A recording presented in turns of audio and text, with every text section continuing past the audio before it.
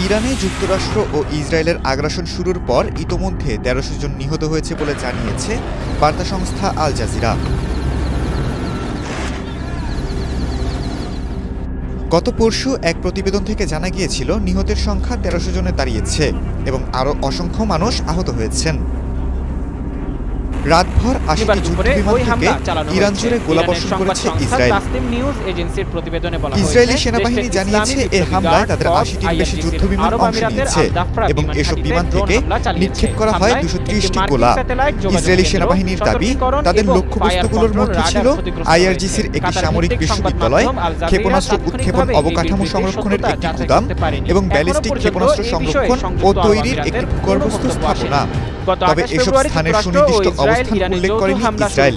ইরানের রাজধানী তেহরানে চালানো হামলায় এদিকে রাজ্যে পাওয়া প্রতিবেদনে বলা হয়েছে, রাজধানী তেহরান সহ ইরানের কয়েকটি স্থানে বড় ধরনের বিস্ফোরণ ঘটেছে। ইরান পাশাপাশি মধ্যপ্রাচ্যের বিভিন্ন দেশে মার্কিন ঘাঁটি সহ বিভিন্ন মার্কিন যুক্তরাষ্ট্রের অর্থমন্ত্রী স্কট বেসেন্ট ফক্স নিউজকে দেওয়া এক সাক্ষাৎকারে বলেছেন, আজ রাত হবে ইরানের বিরুদ্ধে যুক্তরাষ্ট্রের সবচেয়ে বড় বোমা হামলা অভিযান। তিনি বলেন, যুক্তরাষ্ট্রের এই হামলা ইরানের ক্ষেপণাস্ত্র উৎক্ষেপণ কেন্দ্র ও ক্ষেপণাস্ত্র তৈরির কারখানাগুলোতে সবচেয়ে বেশি ক্ষতি করবে এবং এর মাধ্যমে সেগুলোর সক্ষমতা উল্লেখযোগ্যভাবে দুর্বল করে দেওয়া হবে। তেহরানের হরমুজ প্রণালী নিয়ন্ত্রণের কথা উল্লেখ করে স্কট বেসেন্ট বলেন, ইরান অর্থনৈতিক অস্থিরতা সৃষ্টির চেষ্টা করছে। খালিদুল ইসলাম তানভীর, এটিএন বাংলা।